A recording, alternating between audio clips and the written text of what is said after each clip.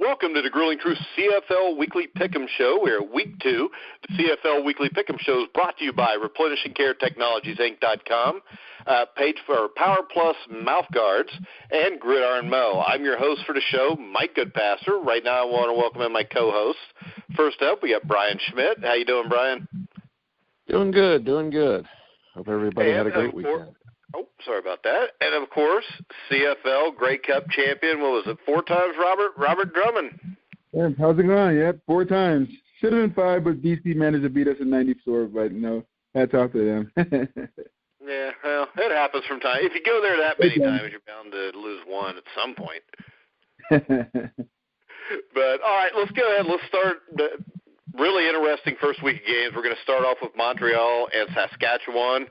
The Alouettes won the game 17-16. Darian Durant threw 2 touchdown passes. The Riders missed a last-second field goal that could have won the game. We'll start off with Brian. Brian, I think that the Alouettes, I don't know if they've become a playoff contender yet or not, but having Darian Durant at quarterback changes everything for them. Yeah, last year, how many times did we talk about that offense, and how many times did we mention that if I was playing quarterback, they could have won a few games? But no, we never mentioned that, Brian. You might have mentioned it, but we all laughed when you did. Oh, I must have forgot about that. But yeah, it's a difference when they still played. I thought good defense. It's a difference when you can have an upgrade at the quarterback spot. And it wasn't a great win. It's not one that's going to go down as a great Montreal win. But considering how they played last year, it's a good start to a very long season. So we'll see how this develops as the season goes on. Yeah, and we talked a little bit last year, especially early in the season, Robert, how the first few games doesn't really matter. I think in this case, as Brian said, Montreal was so bad last year that I think this game took on more importance than it does for most other teams. I think you're absolutely right. I think this game meant a lot to Montreal for the simple fact that they struggled on offense last year, and with Durant at quarterback now, it's a huge upgrade. But as I've said before, and I say constantly, as someone who's played this game a long time, the first weeks, you're just really trying to get your sea legs back because, you just broke training camp, and it's just, yes, you want to win these games, but it's more of you right now trying to create identity and trying to find out who you are as a team. It was good for them to get the wins because those wins could be huge later on in the season, but for right now, it's just trying to get your legs and trying to figure out your identity as a team. Yeah, and Robert, if you look at the Rough Riders, Kevin Glenn played really well, 31 of 44, 70% completion percentage. He did have the one ill-timed interception late in the fourth quarter. But when you look at him with Kevin Glenn and then the rushing game, Marshall Cameron, 11 carries, 84 yards. They do have something to build off of here, I think. They definitely have something to build up. As I've said before, people, it's like in anything you do or any project or anything you start, it's going to be rough in the beginning, but then once you understand it, once you get, cohesiveness between the players, between the coaches, between the schedule, between not having to wake up and worry about going to training camp, practicing twice a day, it becomes more simple. And when it becomes simple, it becomes a lot easier for these players. Right now, they're just trying to get adjusted, and adapted to the season starting. Everyone hates preseason, and there's not a player that I know that really likes preseason. You just try and get through it. But then, those first 2 or 3 games, once you get in, they're in good shape now. They'll be in great shape around game 3 and around game 4. So right now, it's just a feeling out process. Like a great prize fight. You jab. You try and feel your opponent out. You be a counter puncher and try and figure out what they're doing. Then once you realize you're the better fighter or you're the more dominant, individual, you can knock them out. And that's what these teams are trying to find out. Which team is a knockout team?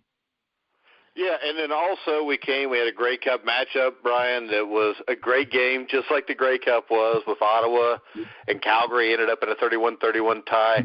Trevor Harris threw 3 touchdown passes. The Stampeders erased a late 14-point deficit to force overtime. Just a great football game, especially, it's really surprising to see a game played at that high quality in week 1. Bo Levi-Mitchell played well. It was a great football game. What was your take on it? I thought it was. Oh, go ahead. Go ahead, Robert. Oh, I thought it was. I was going to say, go ahead. Oh, come on, guys. Robert, go. Absolutely amazing game for a game one being played. I mean, it's just, as I said, I mean, now that I'm retired, you know, as I said before, I liken football to a great prize fight. You know, the mentality of me watching the game where, you know, I watch it from a standpoint of X's and O's. I watch it from the standpoint of trying to figure out football is nothing but a great chess game for people to understand. It's trying to put your pieces or your players in the right position to be successful to beat your opponent. And people don't get that. So you can go back and forth, and if you're not skilled enough in the beginning, you can make a mistake. But then if your opponent doesn't counter with that mistake, they gain an advantage. So it's going back and forth. And for them to play a game of that magnitude, you know, that and be that exciting for game one, wow. I still think Calgary's the class of the CFL, and it's going to be interesting the rest of this year, the next game actually, to see what happens. You know, because that was a great game. It was fun. It was actually a lot of fun to watch. Yeah, as we talked last week, Brian, I mean, a lot of people made a big deal out of, you know, Henry Burris being gone, Trevor Harris taking over. But Trevor Harris is a big-time quarterback, and I think Trevor Harris gives Ottawa a chance to at least make a run at it again. Yeah, he absolutely does. And what I was impressed with this game is, and I think that we're going to see this anytime Ottawa and Calgary get together, is when we talk about Calgary being the New England Patriots of the CFL, certainly Ottawa is that very strong number two, you know, maybe almost a 1A, 1B right now. They and they certainly seem to get up to play in Calgary, and we're seeing just unbelievable games every time they play.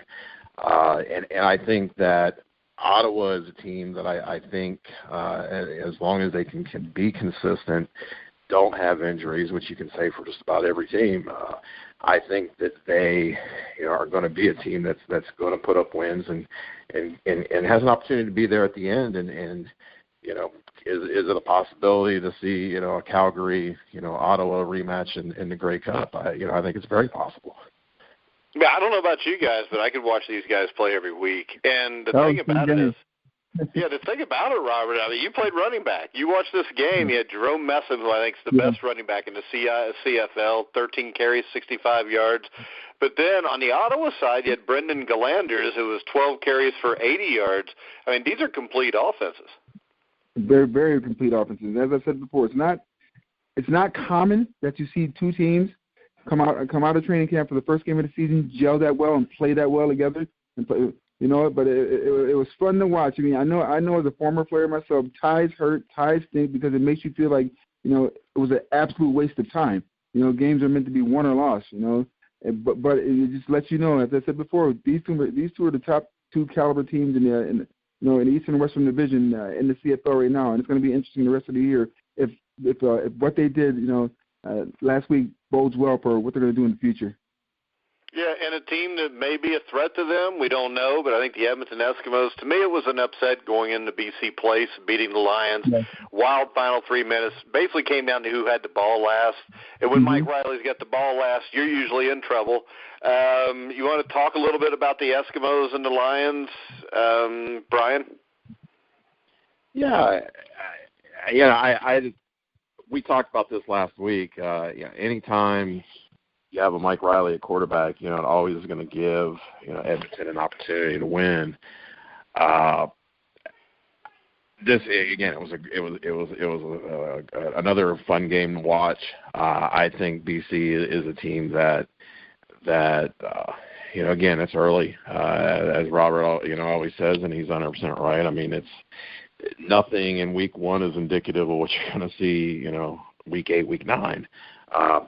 I think BC is going to be just fine, but this was a good, solid win for Edmonton on the road because you know, that anytime you go on the road and win, whether it's week 1, week 9, week 15, it means something. So this was a good, solid win, and again, it was a good football game to watch. Yeah, I mean, once again, you had complete offense performances by both teams. John White, Robert, played a phenomenal game, 17 carries, 104 yards, 1 touchdown. What was your take on John? I'm a very, very good running back. I mean, I'm surprised. I mean, I knew he was up there. I didn't know he was over 100 yards, but that's pretty good. You know, strong running back. You know, it's just for me when I look at that Western rival, you know, whether it be BC, Edmonton, you know, BC, Calgary. I mean, we don't like each other. If I haven't played for the BC Lions before, I can tell you right now, that's a rivalry that it's personal when you go out there and play against against an opponent, you know, especially from the West. But you know, it's about establishing an identity and getting an early win against a conference, you know, opponent in the beginning of the season. You know, is good. You know, very, very, very good for Edmonton. You know. Yeah, the only concern there is. Yeah, the only concern there, Brian, to me is the injuries. I mean, they lost Corey Greenwood, very good linebacker, to an injury on the first day of camp, and then their best linebacker, J.C. Sherritt's season came to an end as he had a ruptured left Achilles tendon. So now the question is, the defense was considered kind of a weak point before. I mean, can the defense recover and hold up good enough so Mike Riley can win him some games? Yeah, and that's a great question, and that's one that I think is going to be hard to answer right now. But they've again, this was a game where and I look at it as we go to the future, where look, Edmonton kind of reminds me of an NFL version of the Pittsburgh Steelers to an extent that they're gonna score points, and they kind of have to score points to win football games. Their defense, you know, even before the injuries, we didn't sit here and consider to be great. And now you've got injuries that really put some question marks. They've got to do enough defensively if they can hold teams in that, you know, 23 to 27 point range. Edmonton can put up 30 on just about everybody. But I think that's going to be a very interesting question moving forward, because with those injuries, it takes a defense that was already, you know, maybe an average defense, and now potentially could start really dropping it below that line. Yeah, and then that brings us to what was the biggest surprise of the week to me was Toronto blowing out Hamilton 32-15. Ricky Ray, at 35 years old, who every time he gets knocked down looks like it's going to take about 10 days for him to get up, goes 32 for 41, 506 yards, 1 touchdown. The defense played solid. Robert, is Toronto for real, you think, or still too early to tell? I mean, first of all, hats off to Ricky. I actually sent him a text after that game. You know, just to be a 35-year-old man and go out there and play as well as he did, and just, you know, it was good to watch. You know, good to watch. You know, the older guys can do it too. You know, but it was funny. I was talking to Archie Emerson about that. You know, him being a former Tiger Cat, and me being a former Argo. We didn't place it better in the game, but it was more of a mental, more of a we'll beat you this time, because we know about that rivalry between Toronto and Hamilton. But I was glad to see Toronto go out there and establish himself after the year they had last year. You know, and just be able to go out there and and for Ricky to get injured last year and to be able to come back and, you know, set the tone for what this team can possibly do in a game of that magnitude. Because let's be honest, you know, whether it be Toronto, Hamilton, you know, Calgary, BC, you know, BC, Edmonton, you know, Calgary, those games are huge as players when you play them, you know, because it sets a tone for pretty much the rest of the year. Now Toronto has one up on Hamilton. Yeah, and the question is now with Hamilton, Brian. I mean, you had a team here, C.J. Gable. I mean, they ran the ball 7 times for 16 yards in the game. Zach Claris was 26 for 39, 242 yards. So he had a solid game. But if you can't run the ball for more than 16 yards in a game, you have a hard time winning in almost any league. Yeah, you're in trouble at that point, and I think we saw that. I don't know. I'll tell you, Hamilton is for 2 years now has just been that frustrating team that we can sit here and week to week we can one week talk about, boy, they look like they can be a contender, a strong playoff team, and then the very next week turn around and go, wow, this team may not make the playoffs, may not, will they ever win another game? And this was a great example of that. Defensively, they're going to struggle. Look, bottom line, you give up 500 yards passing. There's some DBs right now that are all looking at each other right now going, well, I don't know if we're going to be here next week. Yeah. And so it's going to be interesting to see where the next few weeks lead. Again, it's early, but very interesting football team. I tell you, watching just it seemed like more of the same from what we've seen over the last few years. Just very inconsistent on defense, very slow starting. And the offensive line was terrible again, Brian. And the offensive line was terrible, and and now with Caleros with the injury problems he's had. I mean, how many more shots is he going to take before he's injured again? So I think there's some question marks in Hamilton right now that certainly were early, but they need to be addressed. All right, let's go ahead and pick the week's games coming up. Thursday night, June the 29th, we've got the Ottawa Red Blacks at the Calgary Stampeders. Brian, we'll start with you. And I did say I could watch them all the time, so this is another time where I can watch them. Yeah, and you almost feel like you need to pick a tie because they just play so evenly. But if you want to pick a tie, feel free, Ryan. Yeah, no, I'm going to go with my pick from last week, and I'm going to go with it again this week. I'm going to go with Calgary. All right, Robert. And they both showed, they're the top, each the top of their division. As far as separating themselves after week one from the other teams, But I mean, I've got to go with Calgary also. I think I played in Toronto, I played on, in the Eastern Division, I played in the Western Division in BC, and it's just a much tougher division. Getting through and to be able to go out there and week in and week out play against the tougher competition, I think it gives Calgary an edge. All right, so I think I'm going to go with you guys too here. The only thing is this: I think some official calls help with that 2-touchdown comeback at the end of the game, but I'm going to go with Calgary also. That brings us to BC at Toronto. Robert. Ooh. You know what? I could be a homer and go with Toronto because that's a team where I want to do Grey Cups myself.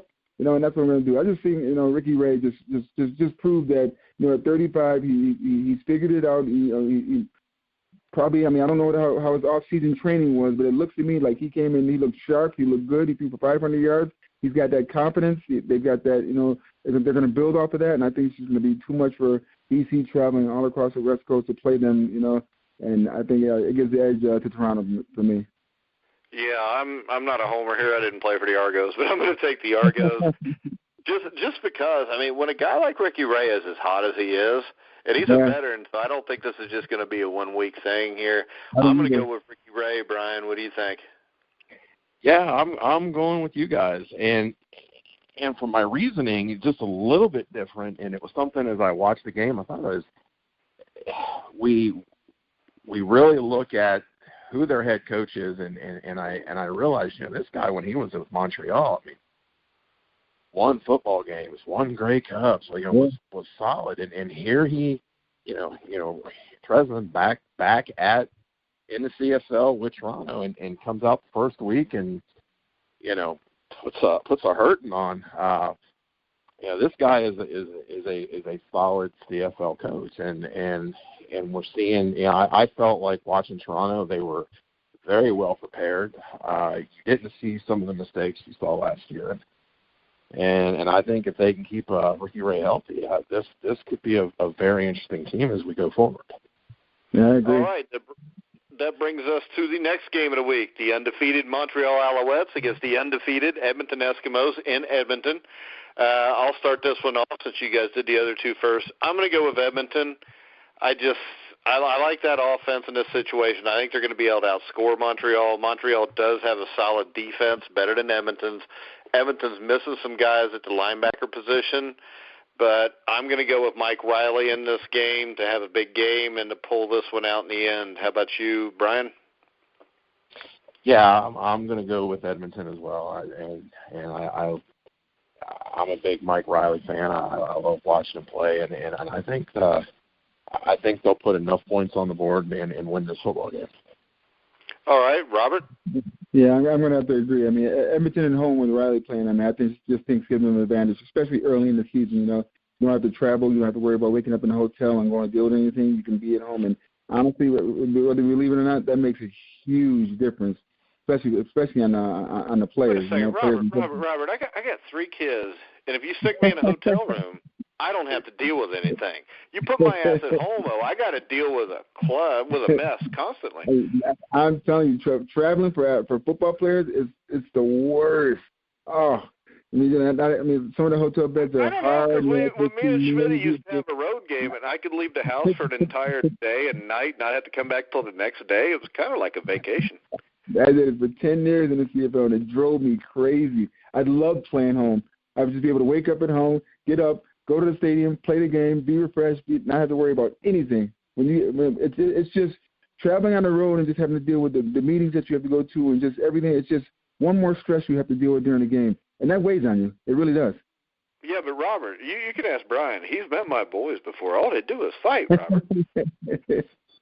I mean, there's nothing more stressful than being at home. You need a man cave then. Yeah, but then they'll come down there too. You can't get away from them. But lock them out. What the hell? Well, now they're big enough they think they can take me, which makes it even worse because Mom will whip my ass if I do take one of them. So that brings us to the final game of the week, the season opener for last year's surprise team, the Winnipeg Blue Bombers, as they travel to Saskatchewan to take on the Rough Riders. Brian, we'll start with you. Winnipeg at Saskatchewan. I've kind of gone back and forth on this. I'm going to go with my gut. I'm going to go with Winnipeg. And the reason I've kind of thought about Saskatchewan is because they've already played a game, being at home, Winnipeg being an opener. But I'm still on my kick from last year. By the end of last year is Saskatchewan could be playing Little Sisters of the Poor, and I just can't go with them because every time I do, they let me down. So I'm going to go with Winnipeg. All right, Robert?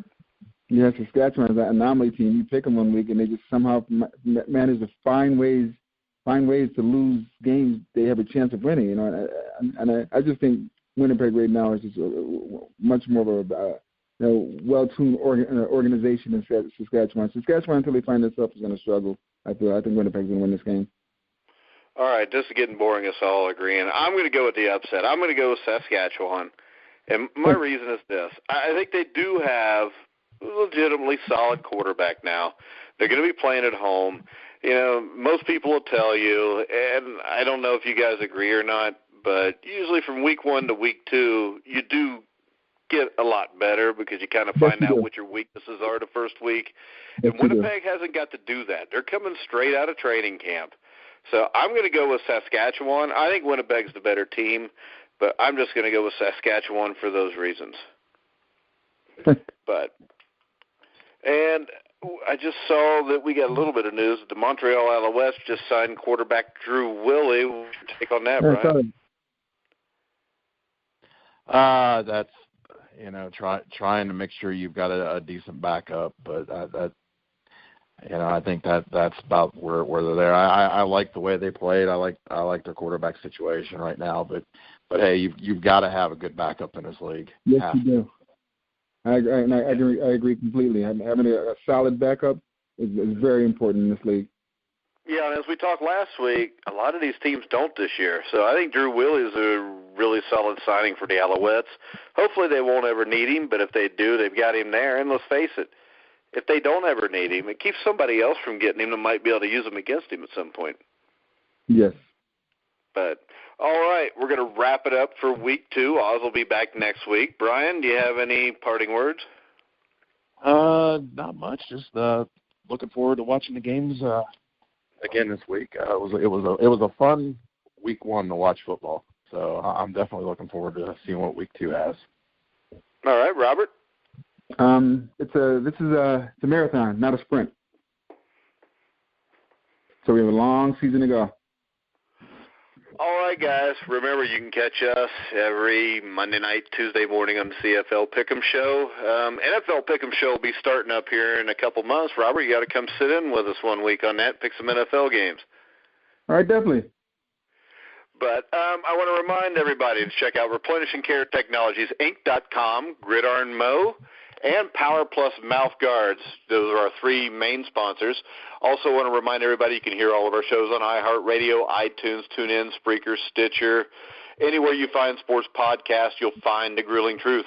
So for Brian Schmidt, Robert Drummond, I'm Mike Goodpaster. You've been listening to The Grueling Truth, where the legends